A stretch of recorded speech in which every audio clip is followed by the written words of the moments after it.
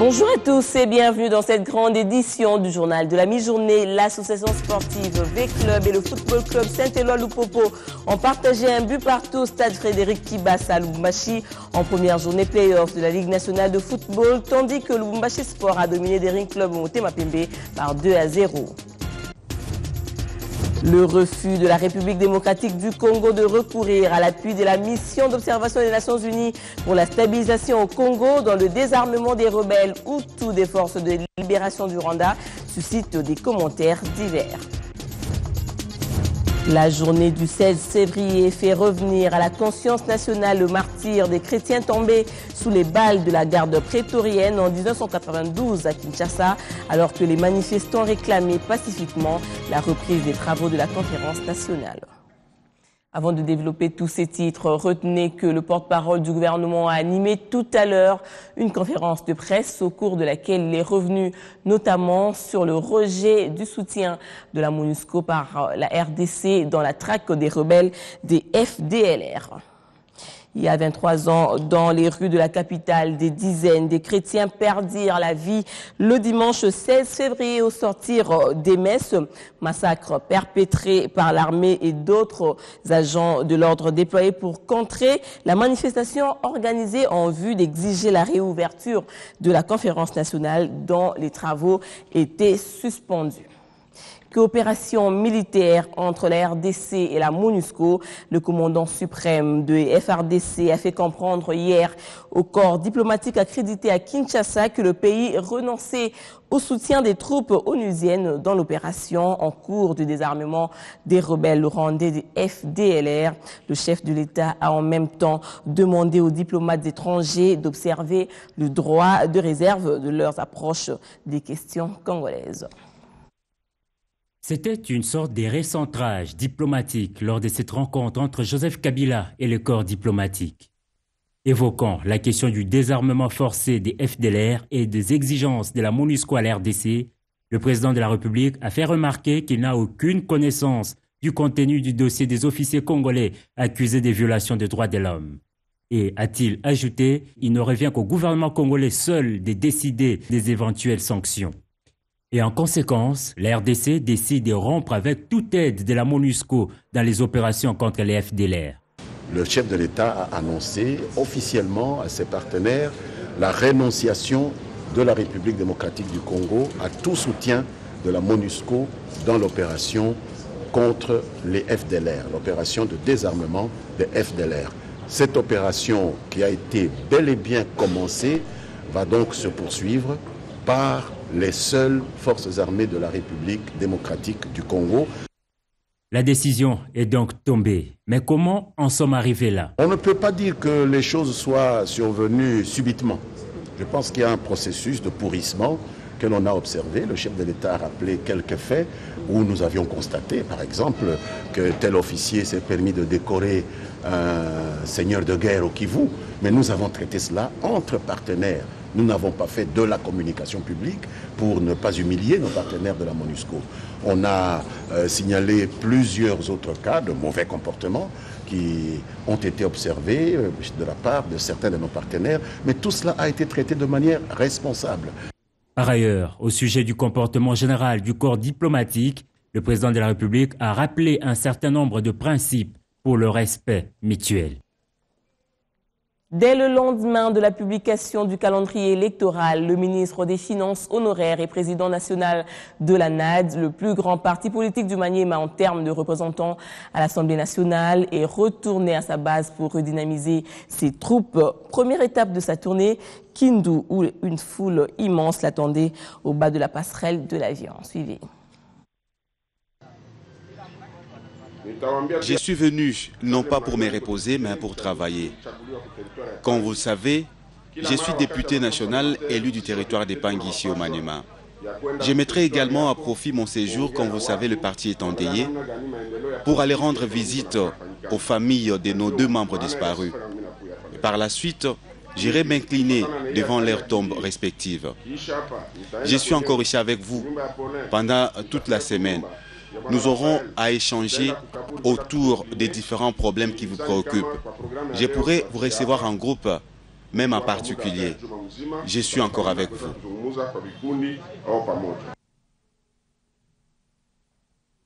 Regagnons Kinshasa avec la tenue de la première réunion ordinaire de l'année 2015 du comité de politique monétaire qui s'est achevée sur l'annonce de la modernisation prochaine du système national de paiement à la Banque centrale du Congo. Plusieurs autres réformes seront opérées et au cours de cette rencontre présidée par le gouverneur Deogracias Mutombo Mwananyembo, il a aussi été du maintien du dispositif actuel de politique monétaire. La modernisation du système national de paiement, bientôt une réalité en République démocratique du Congo.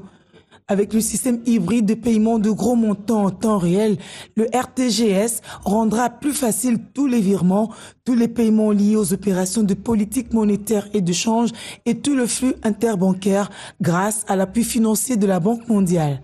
À côté du RTGS, il y a la chambre de compensation automatisée pour des petits paiements non urgents et ensuite le dépositaire central des titres. Voilà une résultante du contrat signé mardi dernier entre la Banque centrale du Congo et la firme Tron Corporation, évoqué ce vendredi au cours de cette première réunion ordinaire de l'année 2015 du comité de politique monétaire de la Banque centrale du Congo, présidé par le gouverneur Deogracias Mutombo Mwananyembo. Cette interbancarité, nous allons résoudre beaucoup de problèmes, notamment la bancarisation de la paie dans les territoires dits accès difficiles où il n'y a pas de banque. Nous sommes en train d'encourager les banques de travailler avec les agents bancaires dans ces zones-là, comme il n'y a pas de banque, de manière à permettre aux riverains des territoires où il n'y a pas de banque de faire des achats par voie électronique. Il est vrai qu'on ne peut pas aller acheter des feuilles de manioc au marché par la carte de crédit. L'Institut d'émission s'engage par ailleurs à accélérer le processus de l'interbancarité du système de paiement par carte en francs congolais sur l'ensemble du pays, une manière de résoudre efficacement le problème de la bancarisation. La Banque centrale pourra organiser des journées de remise de billets par des fourgons mobiles. Nous allons arriver dans ces lieux-là pour remettre des billets de banque aux fonctionnaires qui ont encore des soldes débitaires et qui les désirent. Et cela se fera en contrepartie des débits de compte de banque de ces fonctionnaires-là. Le dynamisme de l'activité économique intérieure devrait se poursuivre en 2015 avec un taux de croissance de 10,4% contre 8,9% en 2014. Le comité de politique monétaire de la BCC a décidé au cours de cette même réunion de maintenir inchangé le dispositif actuel de la politique monétaire. Ainsi, le taux directeur demeure à 2% et les coefficients de la réserve obligatoire restent à 8% et 7% respectivement sur les dépôts en devises à vue et à terme, ainsi que 5% et 0% pour les dépôts en monnaie nationale à vue et à terme. La communauté islamique en République démocratique du Congo est depuis hier en session ordinaire de son Conseil national, session dont les résolutions mettront un accent sur des réformes en vue de permettre à la Comico de se transformer afin qu'elle pèse du même poids que les autres confessions religieuses dans le pays.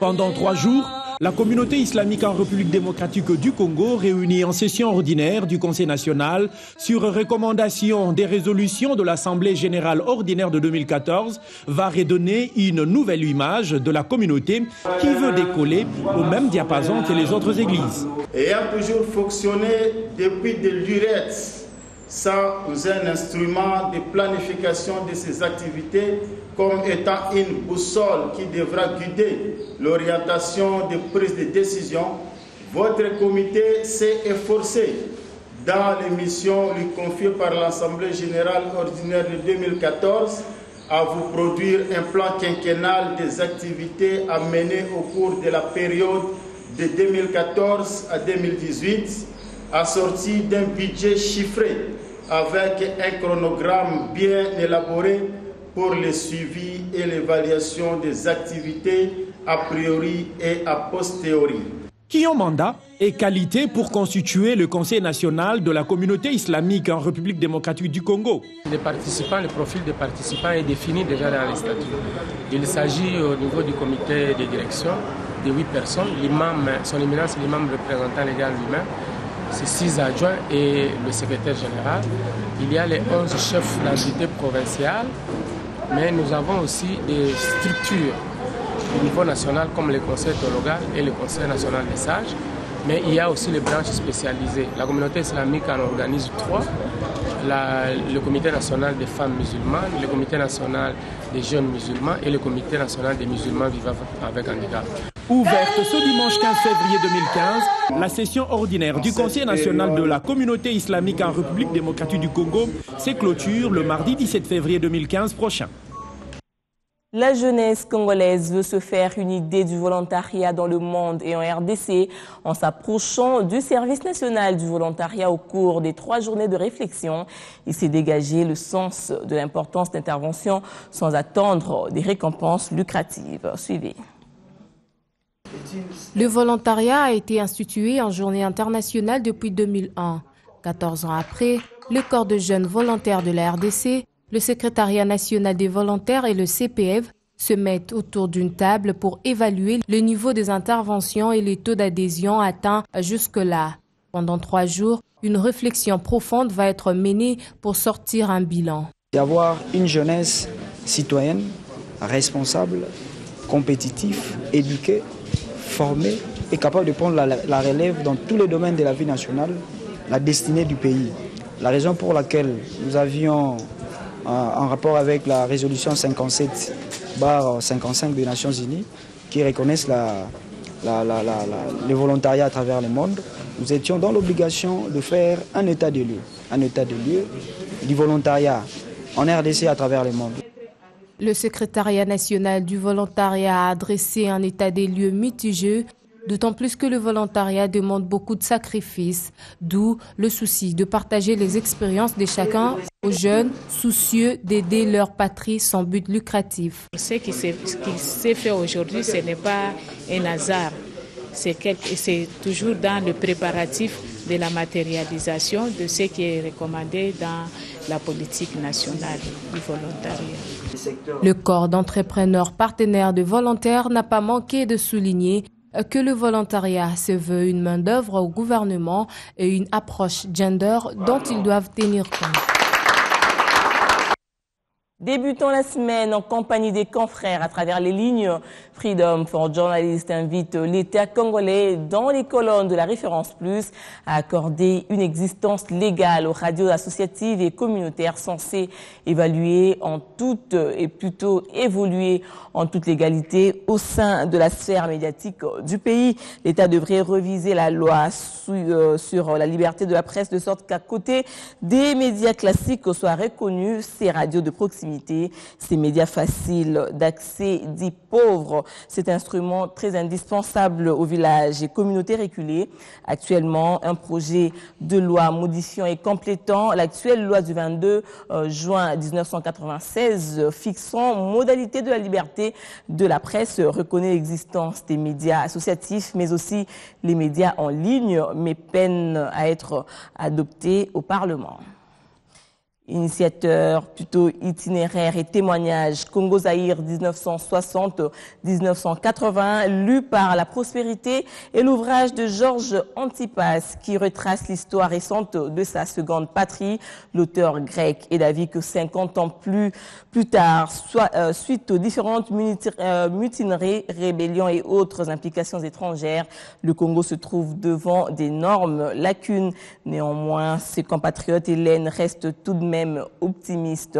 Georges souhaite que les richesses de son sous-sol, convoitées tant par les Occidentaux que des pays émergents, puissent donner la juste récompense au peuple congolais. Page d'espoir à présent et tout de suite après cette transition.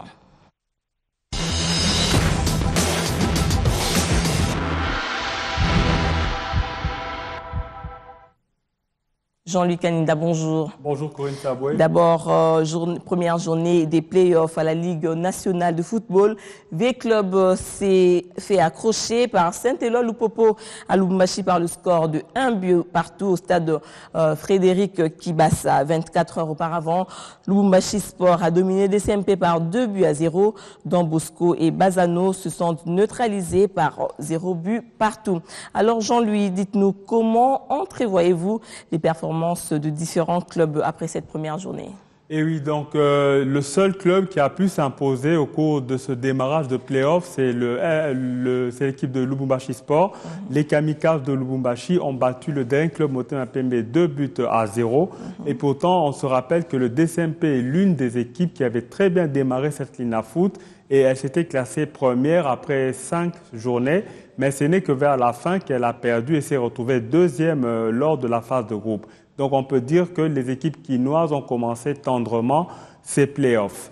Alors Jean-Louis, dites-nous à quand la prochaine journée des playoffs? Au fait, il y a d'abord la première journée qui s'est jouée le week-end et il y avait 2 matchs annoncés pour le 19 février. Mais ce ne sera pas le cas parce que le calendrier a été remodelé. Au lieu de jouer le 19 février, nous aurons plutôt le 21 la rencontre TP Mazembe contre FCMK de Kinshasa. MK qui sort d'une bonne performance en... MK étanchéité. C'est MK plutôt. Bon, c'est maintenant MK donc Moké de Kinshasa. On a changé la dénomination. Okay. Étanchéité est tombée. Donc il y aura également le match Sangaba Lende contre Shark Club. Shark 11 Football Club de Kinshasa aussi. Donc espérons que au cours de ces 2 rencontres, les équipes de Kinshasa vont bien se comporter parce que jusque-là, aucune encore équipe quinoise n'a remporté son match. Dites-nous Jean-Louis, pourquoi plutôt ce changement de dénomination? Oui, le changement de dénomination, bon, comme on dit, ce sont des choses qui arrivent. Hein. Bon, on préfère Moké de Kinshasa parce que le président du club se nomme Max Moké Nzangi. Alors, il a préféré donner son nom à son club. MK, c'était MK Étanchéité. On sait qu'il y a ma connaissance. Le propriétaire du FC MK, c'est un architecte. Donc, c'était le nom du bureau d'études. Donc, l'étanchéité intervient dans le domaine de l'architecture. Mais on a préféré maintenant remodeler ce nom en Moké de Kinshasa. Là, c'est plus simple. Merci beaucoup, Jean-Louis. Parlez-nous des rencontres reprogrammées pour les premières journées de play-off. Oui, les rencontres reprogrammées sont les suivantes. J'en avais déjà parlé. Donc, on aura le 21 février au stade TP Mazembe de Lubumbashi. Nous aurons Tout-Puissant Mazembe contre FCMK. Et à Chikisha, à Mbujimayi, nous aurons Sangaba Lende Shark 11 Football Club Corinne. Merci beaucoup, Jean-Louis, pour tout Merci, Corinne Saboué.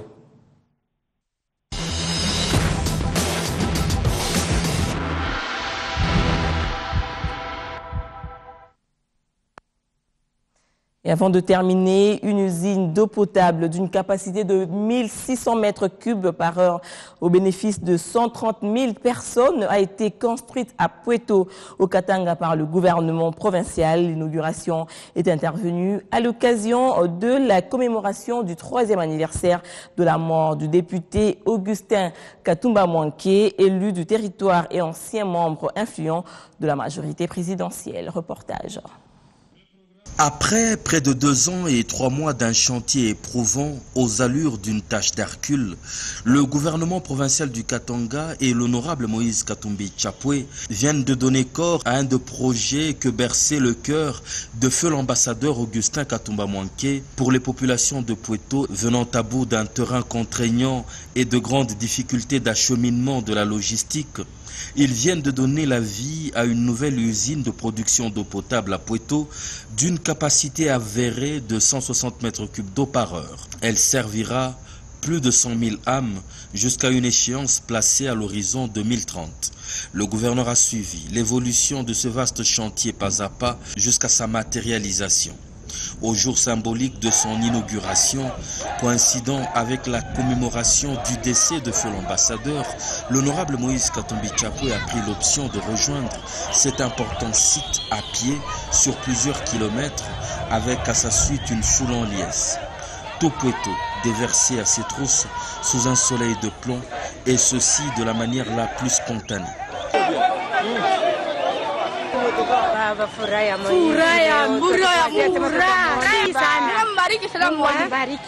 Ainsi, la nouvelle usine sera envahie par ses bénéficiaires confondus aux officiels. C'était une fête dans la fête. Ils savent que désormais, les maladies de main sale, le choléra en premier, sont éradiquées de leur carte grâce à cet investissement.